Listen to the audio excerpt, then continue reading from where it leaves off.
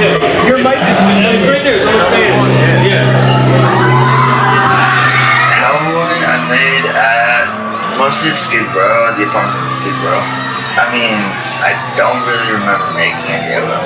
So it was just kind of like, I don't know, just however I was feeling those nights. I don't really remember them, but I just threw a bunch of random songs that I made all fucked up together, and it came out and turned into Hellboy. You don't even know what I've been through. You don't gotta let me bitch through. Going on the phone like I miss you. Love you by the way that I kiss you. You don't even know what I've been through. I mean, there was a lot of music that was made here, but there was just a lot of like crazy turn-ups here. Like I remember we would throw parties where we would like charge people money and then just use that money to like pay rent. That was fun. We filmed Ned's place in here. Like they were all right here, just a table, and like we would just like get a bottle and do like the podcast and just talk until we finished the alcohol. And that shit was mad funny. You guys, our guests are back. We forgot our phones. Last words? Okay. I forgot my phone, but here, I need some last words. Talking the tip. Alright, I'm gonna talk into the Talk about Hellboy. Talk about Hellboy? Yeah, real quick. A brief moment. This will drop before then. Alright, I got Kanye on there. That's easy. Yeah. Alright. Peep, last So yeah, Hellboy features Kanye. last words September 25th. September 25th it dropped. Good music. I remember he made that song OMFG just like sitting right here in like a fold-out chair, and he put the mic on like a footstool in his computer, and he just like was singing right here, and there was like hella people around, and he was like screaming that song. I can't hear what you're trying to say. My light shining on the side of your face. Bro, when he was recording Hellboy, that shit was so like hella inspiring, because he recorded some of it at the loft, and he'd be like, all right, shh.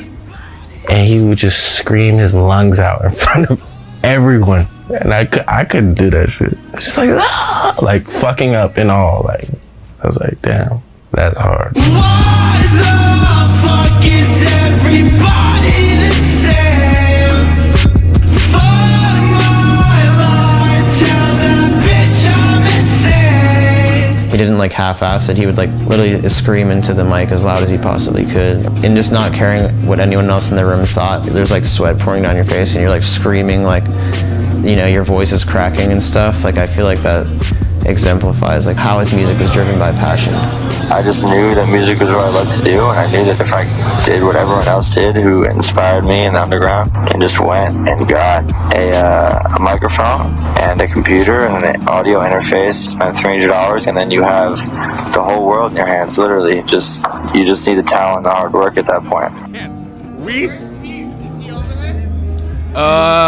Is Peep over there? We don't know. What do you want to say to the people? I just want to say Sketta Gang, Baby Mob, On Top, GBC, shouts out everybody. Shout out my boy Diz. Shout out everybody. Shout out Home Movies. Love you all. Very positive. Shout out Smokestack. Hey, if you see Peep, tell me. But like the loft basically was just, it was this non-stop music thing. Like I remember I actually made the beat for Cobain for Peep, and the beat I exported it as I feel like shit and I'm laying next to Peep's mattress. How did you feel tonight? Man, I felt pretty good, bro. I was high as shit. You feel me? It almost seems fake now that I think about it.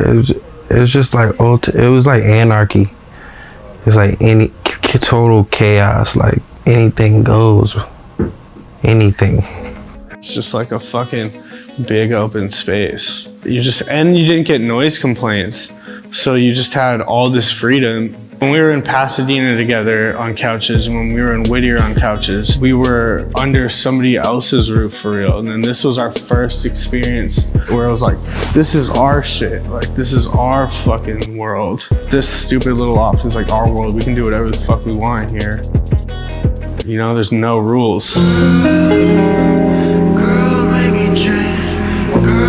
So the first time that I remember me and Peep recording together was the song Girls, and that was when we were all living in the lofts.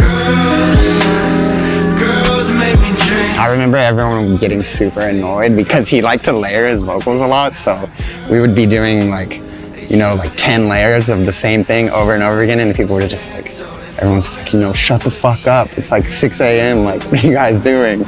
I kind of like felt shy to do shit in front of other people, but he kind of just had this comforting, like, encouraging vibe.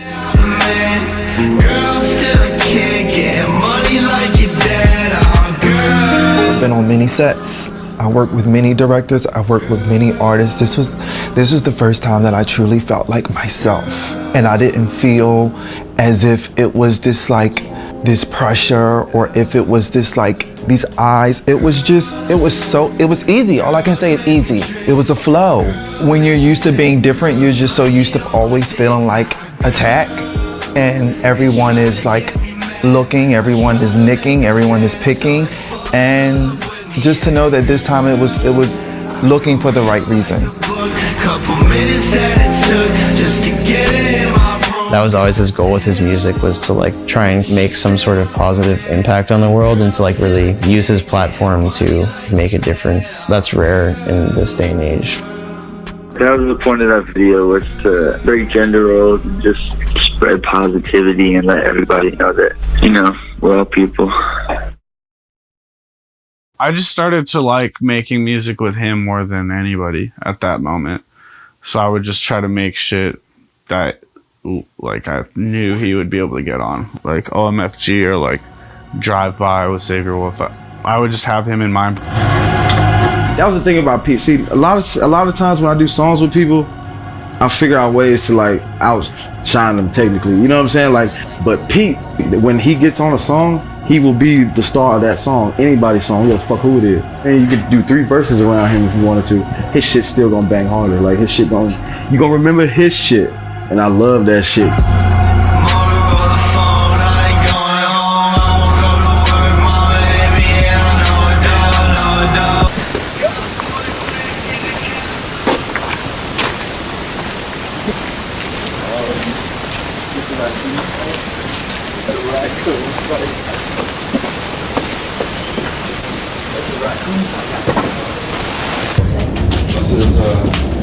I'm giving them a little mini tour. It's gonna be like, this is so nice for the shit. I mean, this is the infamous kitchen, you know, nothing crazy in here at all.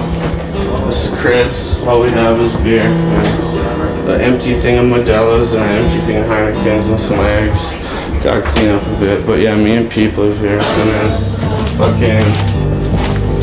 fucking living room where Smoke a Sack is right here.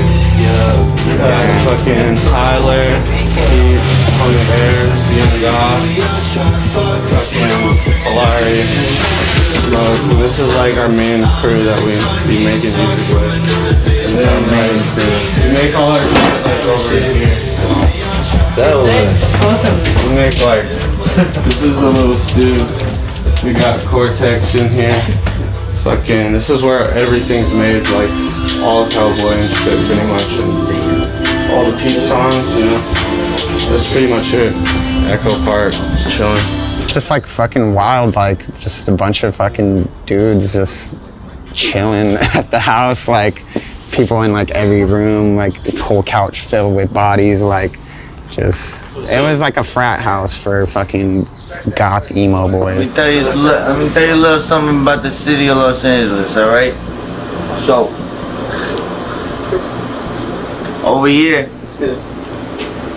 we do a lot of stupid shit, but it comes out smart. Shit, right? You know what I'm saying? It's all part of a fucking plan that we It's have. a big master plan.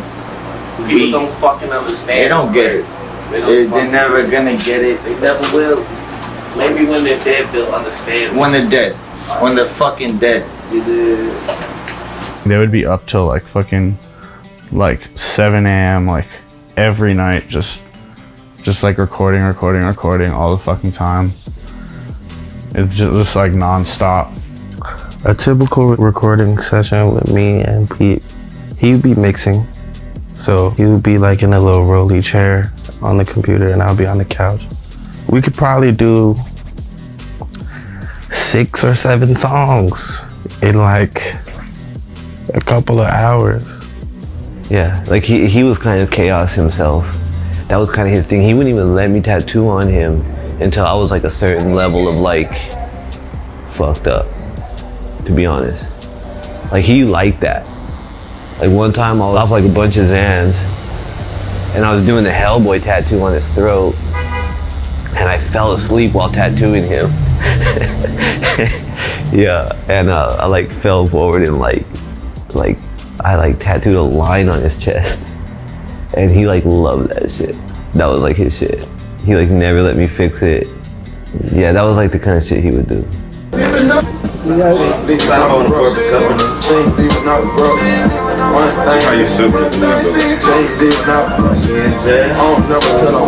What's good with the album?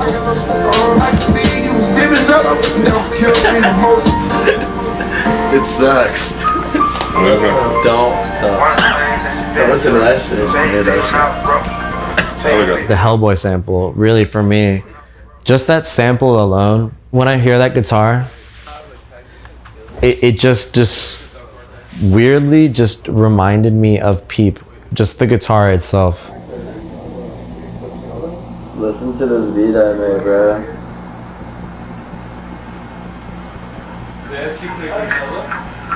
You know, the melodies and the guitar, the style of guitar was so important to help paint the picture of Peep as an artist, you know. Once we made the beat, he wrote to it for like probably 15 minutes.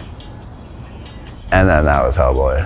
All of the songs from Hellboy that we did were all like, we all liked the old bands and shit. And then we'd like mutually like go back and be like, yo, this would be a sick sample. And then we just sample it and that was that. Baby, I don't wanna do that. Your type, jeans tight, dirty sprite. She like, how the fuck you do that?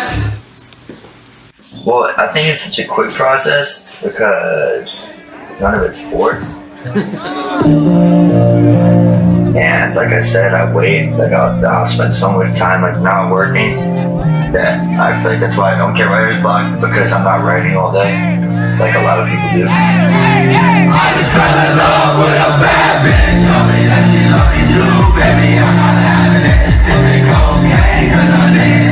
I'm like kind of doing the opposite and just like having fun, not having fun, and building up, you know, I don't even know it, but I'm subconsciously like building up content. That's what I'm saying. All that shit was like so natural. It was all done by kids. Like we were just doing it. Like no help. We didn't need anyone else.